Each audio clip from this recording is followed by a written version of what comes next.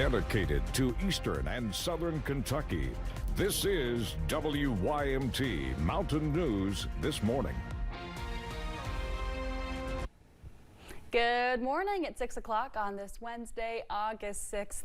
I'm Amelia Lee, and it is time to take a check of our weather with meteorologist Megan Dusmall this morning.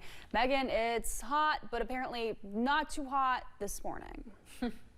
Yeah, that's exactly right. For some folks, we're going to feel a little bit cooler than you expect this time of year, especially for Virginia County, sitting in the low 60s, and then a little bit warmer as you travel more towards the west. 71 is that current temperature in Monticello. We will all warm into what we normally expect this time of year as we head into the afternoon, though normally we sit about 85 degrees, and we're seeing some temperatures slightly cooler than that, some slightly warmer, a mix of the 80s as you're heading into the afternoon. And we are still seeing some dense fog as we're heading into the next couple hours, so just be aware of that as you are heading out the door, and drive carefully if you do encounter any patches of low visibility. Here's what we're looking at in terms of that live pinpoint Doppler radar, though nice and clear, and again we will see some slight chances for some scattered showers and storms as we're heading into the afternoon.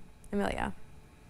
After more than 2 years of rebuilding, the Powell Valley Masonic Lodge is rebuilt and back open. This comes after a fire destroyed the building in Claiborne County, Tennessee back in 2022. Evan Lasik spoke with those in charge of the lodge about their hopes for the future. We didn't know what happened at that time. We just know there was a fire and it totally destroyed our lodge. We didn't have anything that we could salvage. October 31st, 2022. A moment that Gary Mays remembers very clearly.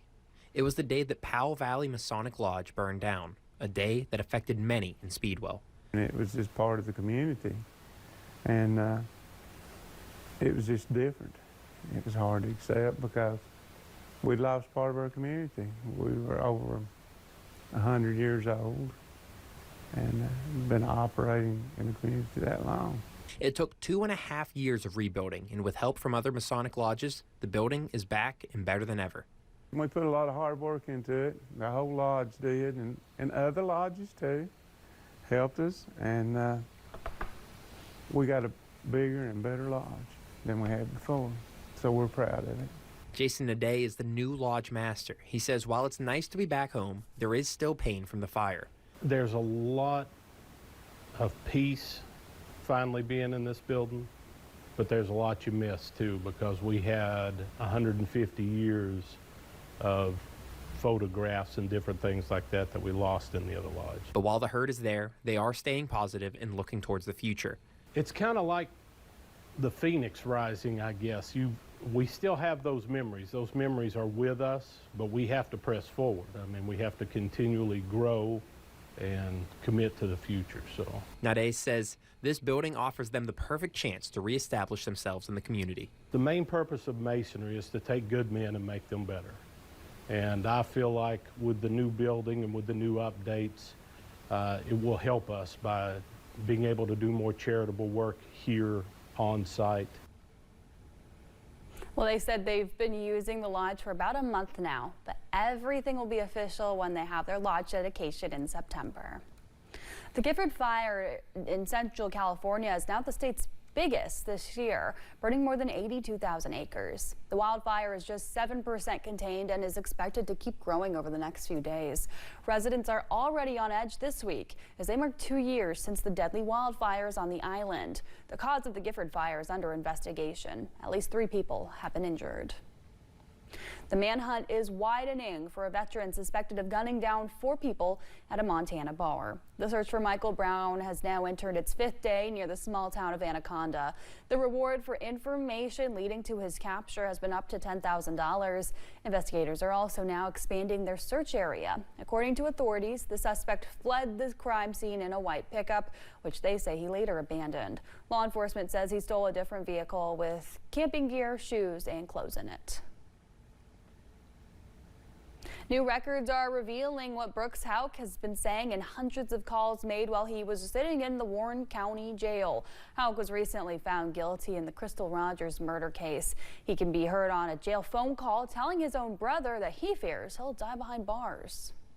After a jury speaks like they did, that's a permanent decision. I know there's an appeal appeals process, but with the political pressure behind this right here, I don't see the appellate court thing.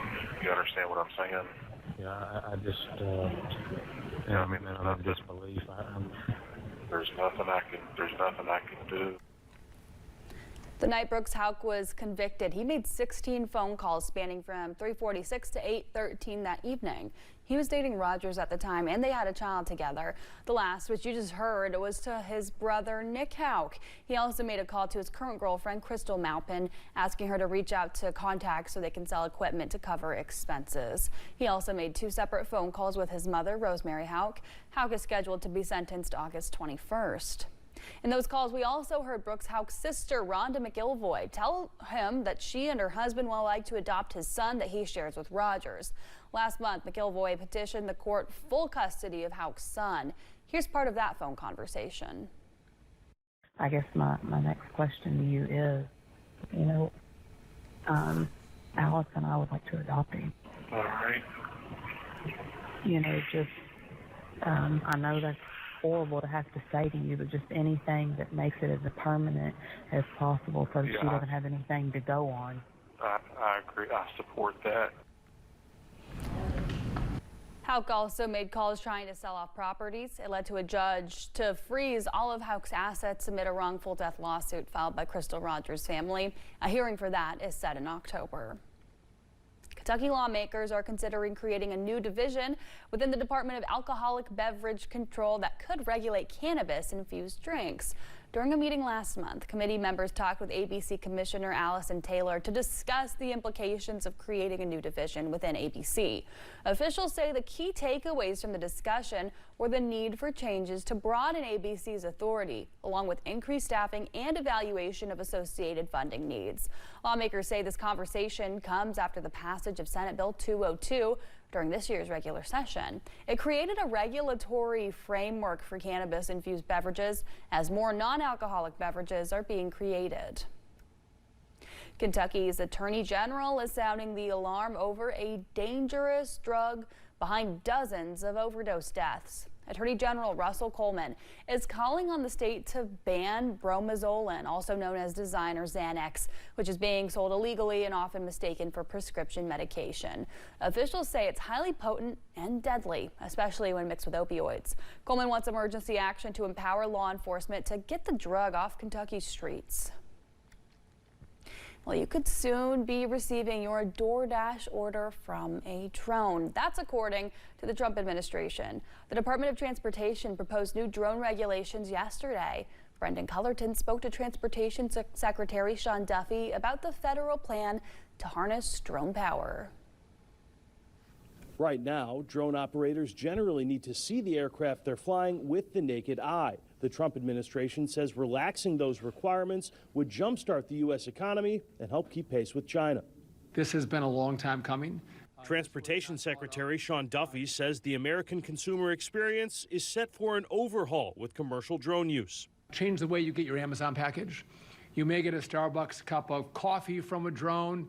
The way you get your products will fundamentally change. The FAA says the U.S. risks falling behind China in the space if it does not act soon, and they want to take more ownership over the situation. This is happening today.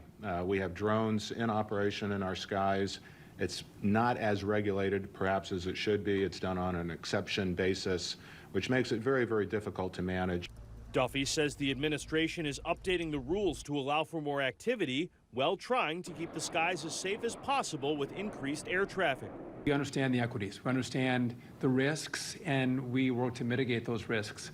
But if we don't update these rules and we allow our adversaries to evolve this technology, it's very dangerous to deploy someone else's commercial technology into our airspace. Duffy did not provide a timeline on mass usage for commercial drones. He says it will be important to receive the approval of state and local governments to allow for operations. In Washington, I'm Brendan Cullerton.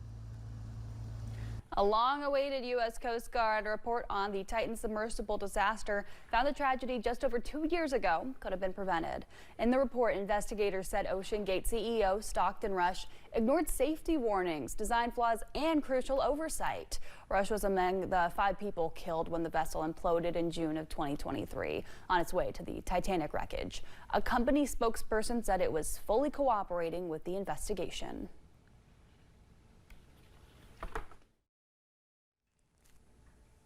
Still watching that fog this morning as you're heading out the door, mainly for our western counties.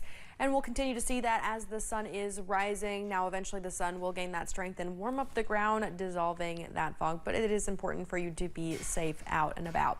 Here's a look outside. You can kind of see that haze as you're traveling the next couple hours. Temperatures right now are sitting in those 60s. And by the time we're heading into the afternoon, we're looking at a mixture of those 80s all across the board, with the coolest temperatures 77 degrees and the warmest temperatures 10 degrees warmer than that, 87 as you travel towards Irvine and Manchester. Here's a breakdown of that live pinpoint Doppler radar this morning. We're nice and clear. We'll continue to be that way for the next while, but as we head into the afternoon, we'll start to see some chances for some showers and a slight chance for some storm activity as we're going into those evening hours. Stay with us. More mountain news is on the way.